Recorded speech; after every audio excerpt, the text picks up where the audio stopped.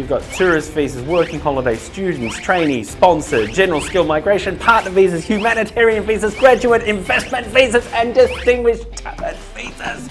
What's the difference?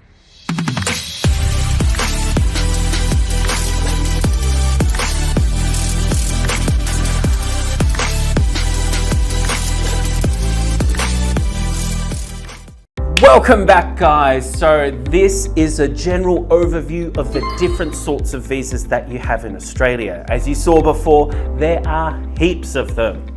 But where do you start? What's the real difference between them? Well, the main difference is some are permanent and some are temporary.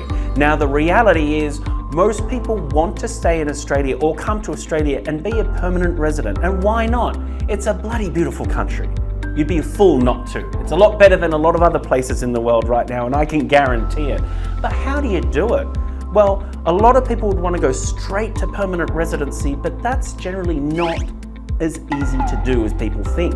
So you may have to do a temporary visa first and use that as a stepping stone to get towards permanent residency. So what are the temporary visas?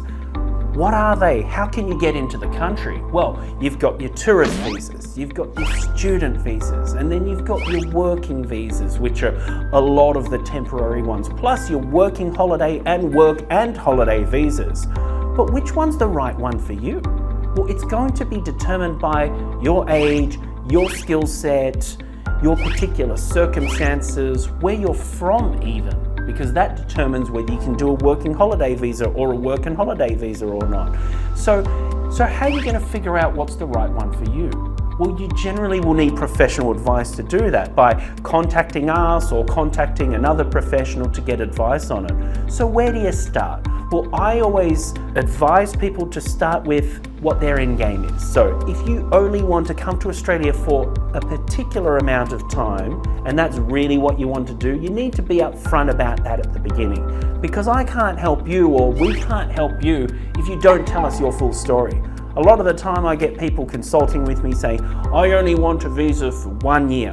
And I give them advice on that, secure them a visa for 1 year, and then at the end of that, oh, I want my permanent residency now, and I'm like, shitballs, why didn't you tell me that at the beginning? Because then we would have planned accordingly. So it's very important to know what you want up front and be honest about it. Because at the end of the day, you've got to realize that the job of a migration agent or a migration lawyer is to assist you in getting your desired visa and outcome. So be upfront and honest about it so we can help. So what are the main differences between temporary and permanent visas? Well, temporary visas, as the name suggests, allows you to stay in the country for a temporary period. Now, why would people want to stay in Australia for a short period of time? Well, maybe they have a work contract. Maybe you've got a year off from university and you want to travel, make friends, go check it out. Maybe you don't know what you want to do in life, so you want to come and travel a bit and see if Australia is for you.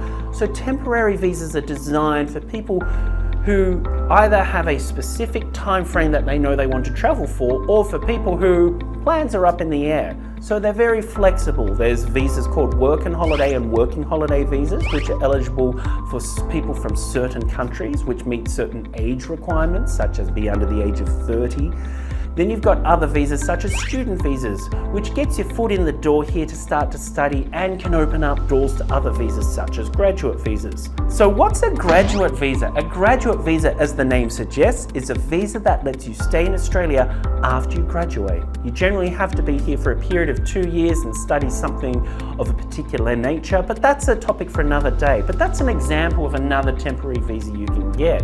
And then you've got other visas that step towards permanent visas, such as temporary sponsored visas, where the criteria for that is a lot easier than a permanent sponsored visa. And I'm talking about visas such as the subclass 482.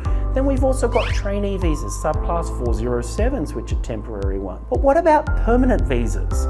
Because at the end of the day, a lot of people end up coming here and then want to be here permanently. I tell you, the amount of times I meet people and they think they're only going to be here for a short period of time, they end up staying here forever, is amazing. So most people who come into Australia seem to come on a one-way ticket because they fall in love with the country. So permanent visas. What are some examples? Well, you've got partner visas, which are temporary ones and permanent ones. You've got general skilled migration, such as your subclass 189 and your 190, which uses the points test. Then you've got permanent sponsored visas, such as the subclass 186. And then you've got distinguished talent visas, you've got humanitarian visas. There's a whole raft of different ways you can get to permanent residency, including investment visas. So how do you know what's the right one for you? Well, the immigration website is sometimes a good starting point, but sometimes it creates more questions than answers for you. But that just gives you an idea on how complex the Australian migration framework is, but at the same time, how flexible it is to provide different opportunities for different people, and a lot of it will lead to permanent residency.